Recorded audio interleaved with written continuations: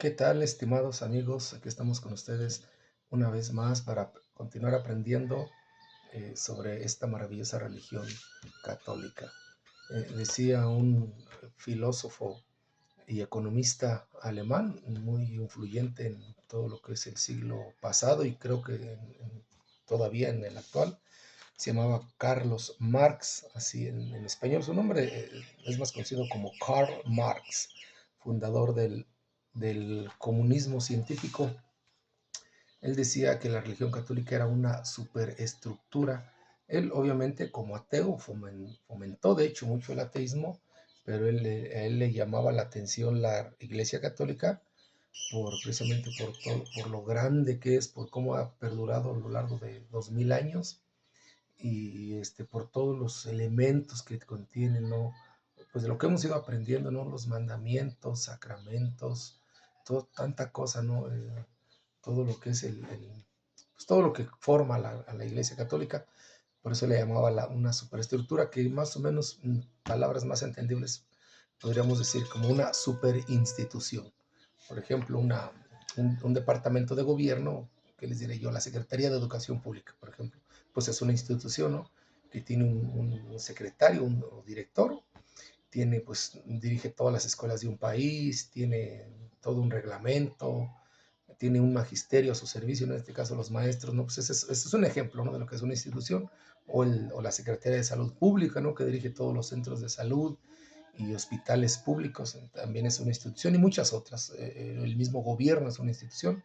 Bueno, pues Carlos Marx le llamaba a la Iglesia Católica que eso era como una super institución, y de hecho, pues fue un enemigo de la Iglesia, pero aún sus enemigos reconocían su grandeza, como él y Antonio Gramsci, el italiano, ¿no?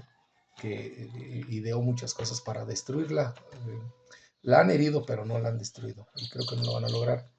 Pues bien, miren, ya como se habrán dado cuenta quienes vayan siguiendo los videos que he ido grabando, eh, debieron, si pusieron cuidado, darse cuenta que ya abarcamos 4 temas de los que nos propusimos abordar en esta serie de charlas, que es el de el misterio del mal, el de la Eucaristía. El título es un poco más largo, pero ya para no alargarnos tanto, el de la Eucaristía son dos: el de los ángeles y seres espirituales, y el de en nuestros últimos días, ¿no? Que es el de muerte, juicio, infierno y gloria. Faltan los otros, ahí los iremos abordando. Y ya expliqué en una ocasión que en cada uno de estos temas he ido intercalando otros asuntos también de importancia para que vayamos conociendo, ¿no? La fe católica. Si se dieron cuenta quienes vieron el video anterior, pues estuve mencionando cómo la Iglesia Católica tiene organizada toda su doctrina, y algo que nos ayudaría mucho a conocerla es precisamente conocer cómo está agrupada por, por, sí, por grupos enumerados, ¿no? Ponía el ejemplo de los 10 mandamientos, los 7 sacramentos, los 5 mandamientos de la Iglesia y muchos que estuve mencionando. Bueno, pues hay más de la doctrina católica que está así enumerada, y que es bueno conocerla así como está organizada. Quiero insistir en esto, en que de pronto no puedo explicar a fondo en qué consiste cada uno de estos puntos o de estos elementos, sino lo que se pretende en esta ocasión es nada más que sepan cómo está agrupada, para que nos demos cuenta, primero, después, por nuestra cuenta investigar y conocer más, ¿no? Ya a fondo cada uno de los temas, pero también para que estemos conscientes de lo poco que conocemos la Iglesia y cuán tan amplia es su doctrina. Y porque yo en mi caso, entre más conozco la Iglesia Católica, pues más descubro que lo mucho que la desconozco. Parece una paradoja, pero así es, ¿no? Entonces, pues ese es el punto, ¿no? Ya después podremos ahondar. Ya una vez comenté en un video que, por ejemplo, solo para explicar los 7 sacramentos, el catecismo de Juan Pablo II dedica, creo que son como 115 páginas solamente para explicar los 7 sacramentos. Para los 10 mandamientos lo mismo.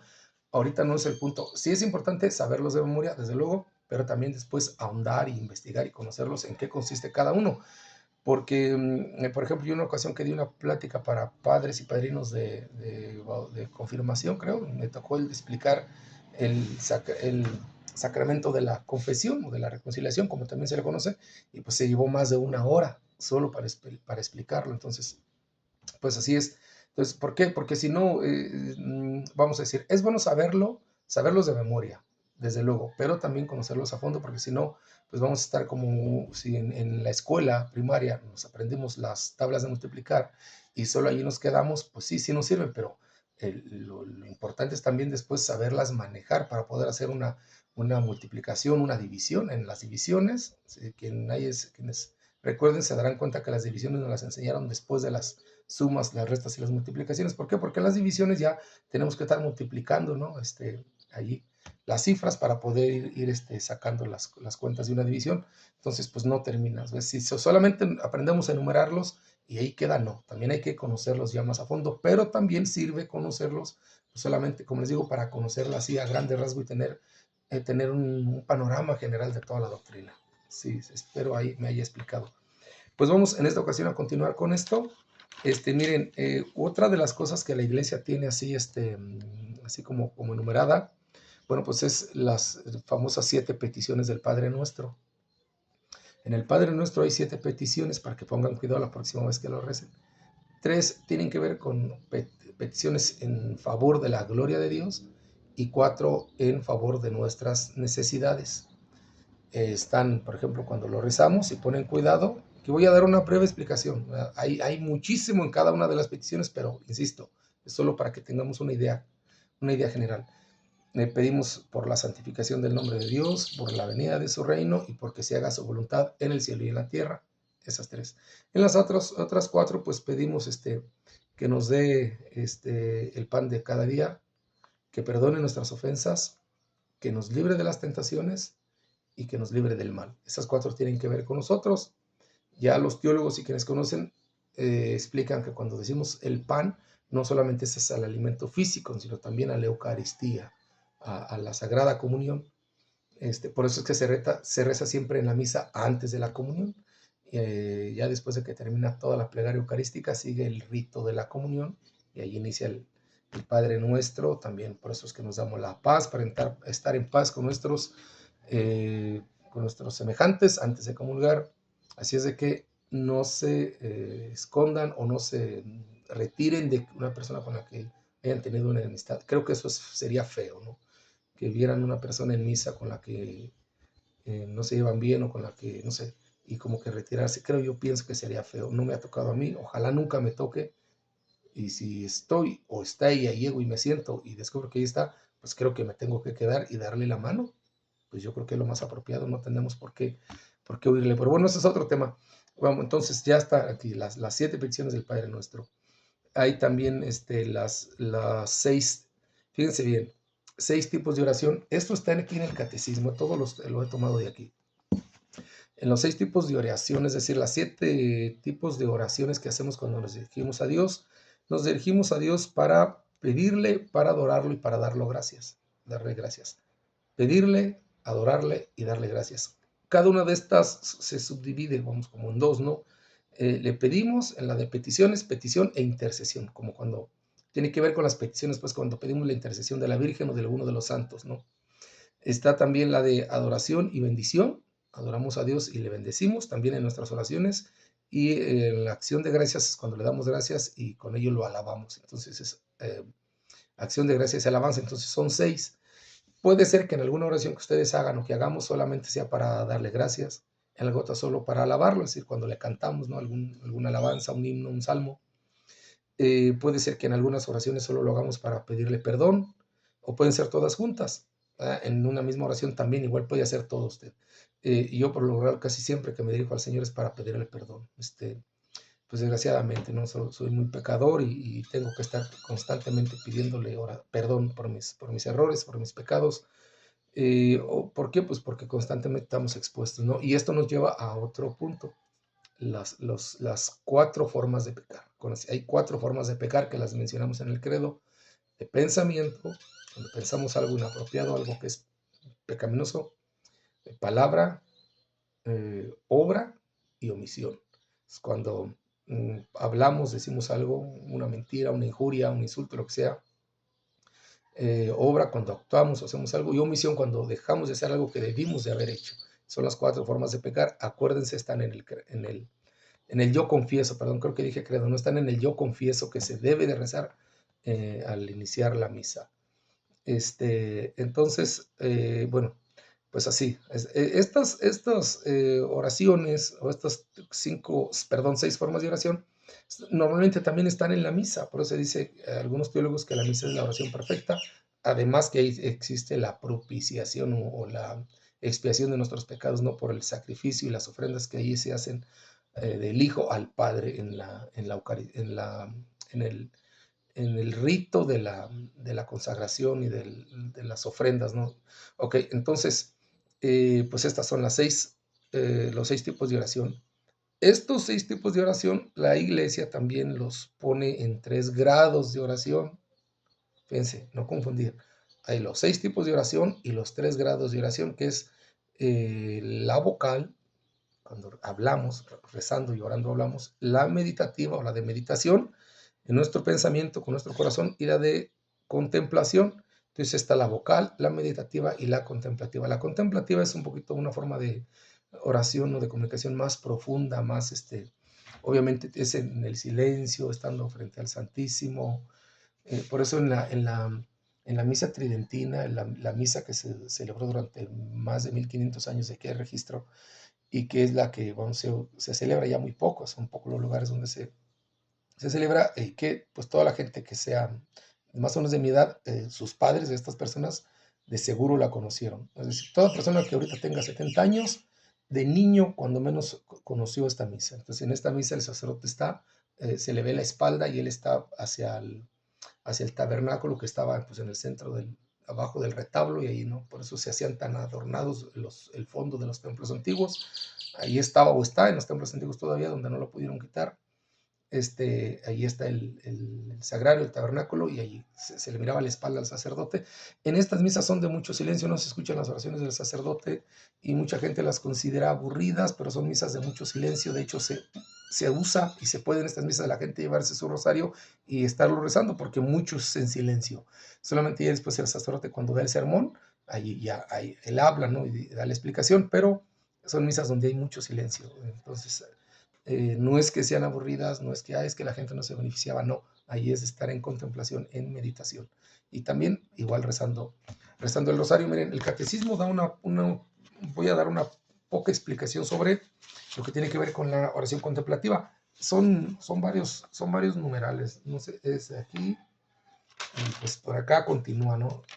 Todo esto explica la oración contemplativa. Yo voy a dar una breve explicación así en pocas palabras, tomándolo del numeral 2711, y dice: la entrada en la oración contemplativa es análoga a la de la liturgia eucarística, recoger el corazón, recoger todo nuestro ser bajo la moción del Espíritu Santo, habitar la morada del Señor que somos nosotros mismos, despertar la fe para entrar en la presencia de aquel que nos espera, hacer que caigan nuestras máscaras y volver nuestro corazón hacia el Señor que nos ama, para ponernos en sus manos como una ofrenda que hay que purificar y transformar. La contemplación es silencio, este símbolo del mundo venidero o amor silencioso. Las palabras de la oración contemplativa no son discursos, sino ramillas que alimentan el fuego del amor. Pues bien, entonces esta vez, no sé si alguna vez habían escuchado hablar sobre esto, pero es la oración contemplativa. Entonces, bueno, pues vamos a seguir avanzando. Tenemos también los títulos, o algunos le llaman apelativos, otros también simplemente nombres del Espíritu Santo. Estos títulos pues están tomados de las palabras de Cristo, de las cartas del apóstol San Pablo y de San Pedro. Cristo le llamó el Espíritu de verdad y también le llamó el Paráclito, que se traduce como consolador o como abogado. El significado etimológico de la palabra paráclito, que es una palabra griega, es el que está junto a uno. Por eso se puede igual traducir como abogado o como consolador. San Pablo le llamó el espíritu de promesa, el espíritu de adopción, espíritu de Dios y espíritu de Cristo, y San Pedro le llamó el espíritu de gloria. Esos son los apelativos del Espíritu Santo. Están también los símbolos del Espíritu Santo. Ojo, los símbolos del Espíritu Santo, que son, pues, es el fuego, son 7, ya dimos los 7 nombres, ahora vamos con los 7 símbolos, que es el fuego, el viento, el agua, el aceite de la unción, el óleo, es la paloma, la imposición de las manos y pues deje ver la nube. Y la nube, ese es otro de los símbolos como se manifestó el Espíritu Santo. De cada uno detrás de cada uno de estos símbolos hay una gran explicación que esas se las debo. Ahorita lo que quiero es que sepan, insisto, cómo está organizada, cómo se organiza la doctrina de la iglesia, siempre así como agrupándose en números, en este caso número 7. Lo del agua, pues todos tienen un gran significado, ¿no? Lo de la paloma también, desde luego, tiene un gran significado. ¿Por qué adoptó el Espíritu Santo estas formas de simbolismo? Y están también ahora los signos del Espíritu Santo, las señales. Signo y señal significan lo mismo, por eso cuando nos persignamos, decimos por la señal, es decir, persignar, es como signo y señal. Es lo mismo, de hecho, en Francia, para el idioma francés, la letra ñ es GN, así se produce el sonido ñ, con la G y la N.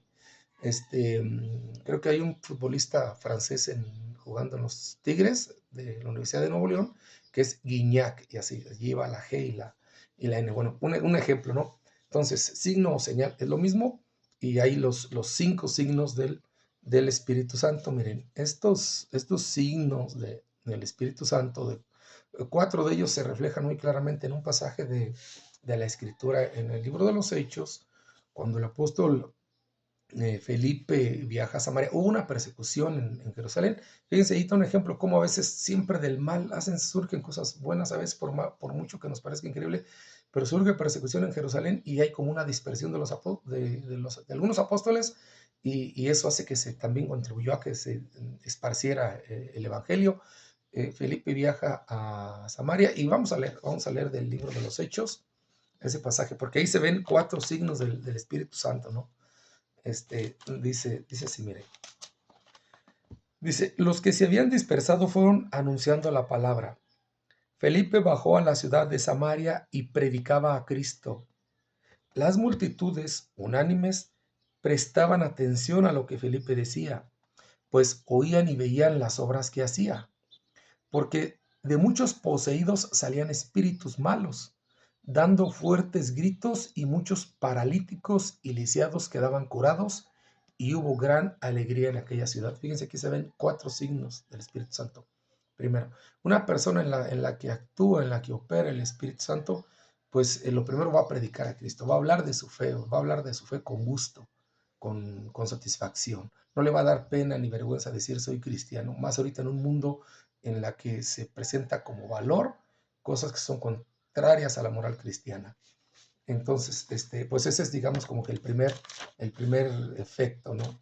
Otro efecto es, aquí decía que después de que, dice, Felipe bajó a Samaria y predicaba a Cristo. Entonces, la predicación es un signo. Dice que las multitudes prestaban atención a lo que Felipe decía, pues oían y veían las obras que hacía. Es decir, otro efecto del Espíritu Santo son los milagros.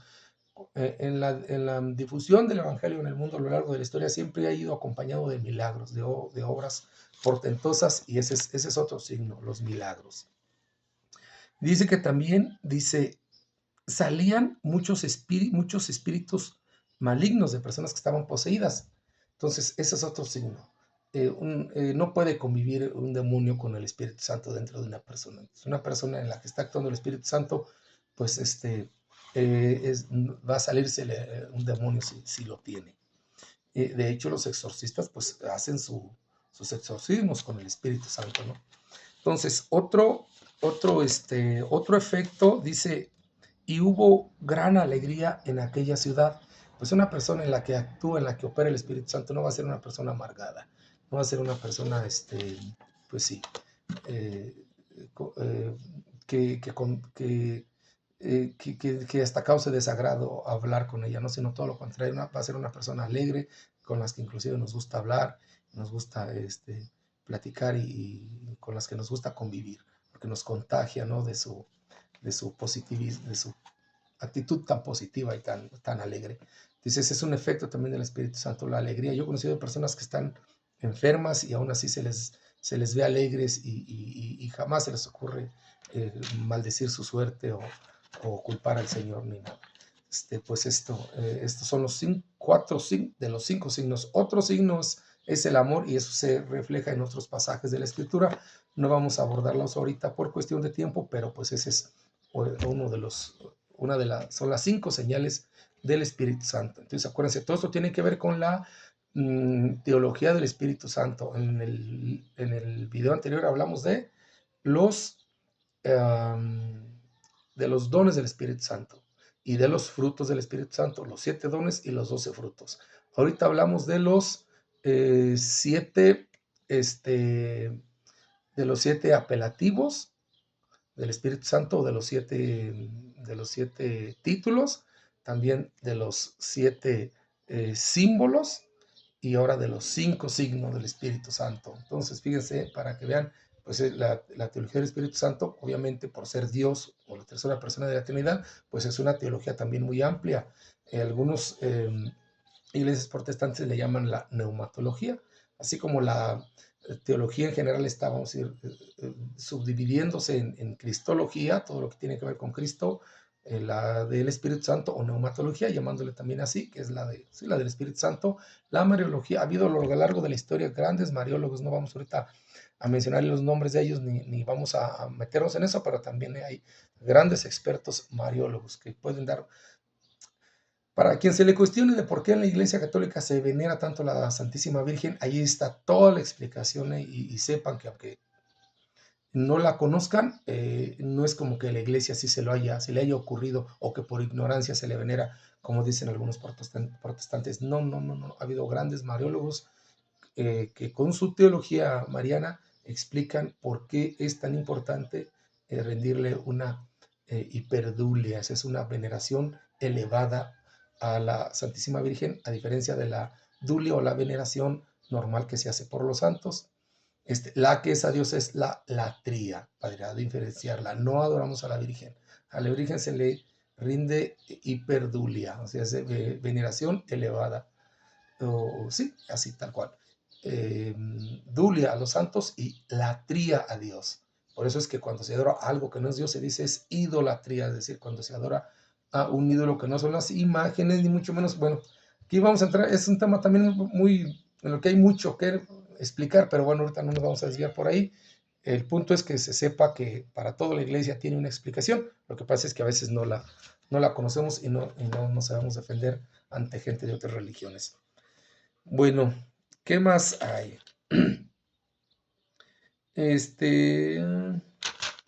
Pues también la iglesia enseña que hay los 3 enemigos del alma. Los 3 enemigos del alma que son el mundo, el demonio y la carne.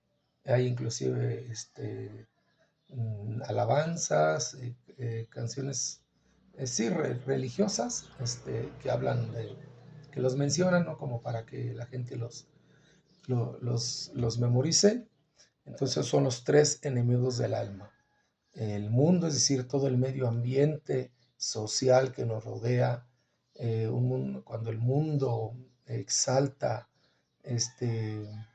costumbres, modas, actitudes contrarias a la voluntad de Dios, pues eso dificulta, ¿no? O al menos sirve como un motivo de desviación más de una persona que quiera cumplir con la voluntad de Dios. Está pues el demonio, ¿no? que nos susurra, que nos intenta también desviar, presentándonos precisamente todas las tentaciones del mundo. Y está la carne, es decir, nuestra concupiscencia, nuestra inclinación al mal. Acuérdense que el bautismo borra el pecado original, pero no ese efecto que algunos teólogos han dicho, pues que sirve precisamente para que nuestro libre albedrío pues pueda ser tal cual, ¿no? Es decir, poder decidir conscientemente entre si decidimos el camino del mal o el camino del bien. Pero pues sí, ¿no? Tenemos obviamente como ayuda pues la gracia, precisamente la gracia divina.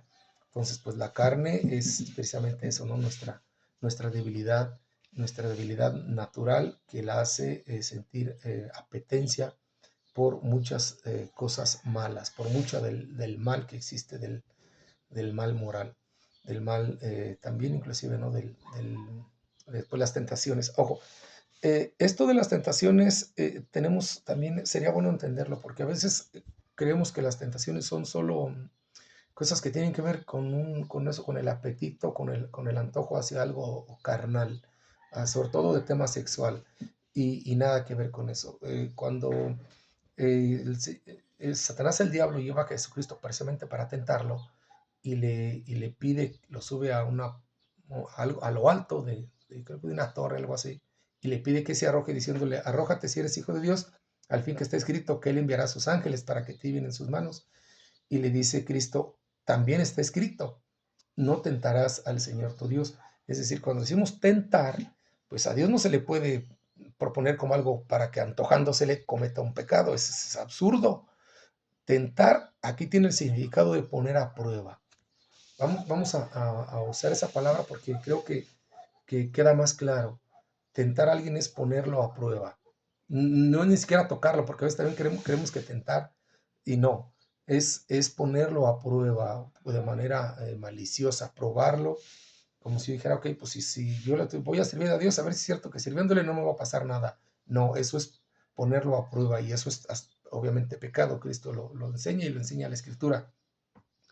Entonces, todo mundo estamos constantemente sometidos a tentaciones que no son necesariamente de tipo sexual, pueden ser de mucho tipo. Por ejemplo, si alguien está pasando por una necesidad económica y va a comprar algo y paga con un billete de 100 y le regresan cambio de uno de 1000, pues allí su honestidad va a ser puesta a prueba. Ahí se va a ver ante la tentación, ante la prueba de volver a ser honesto y de volver a avisarle a quien le está despachando que le está dando cambio de más, o igual caer en esa tentación y que su necesidad económica lo lleve a no ser honesto, a la deshonestidad. Ahí se pone a prueba. Ojo, es tentar o tentación es una puesta a prueba ante cualquier circunstancia que nos lleve a desviarnos del recto camino, del camino del bien, en cualquier modalidad de pecado. Pues bien, vamos a seguir investigando el catecismo y a ver qué más encontramos por ahí para seguir con esta parte también con esta forma de enseñanza, ¿no? De conocer la organización de la doctrina católica y ya más adelante, insisto, continuaremos con los otros temas de la serie de charlas. Igual seguiré haciéndole así el tema y metiendo otros allí para que también vayamos conociendo un poquito de todo. Pues bien, que el Señor nos bendiga, nos guarde de todo mal y nos lleve a la vida eterna. Viva Cristo.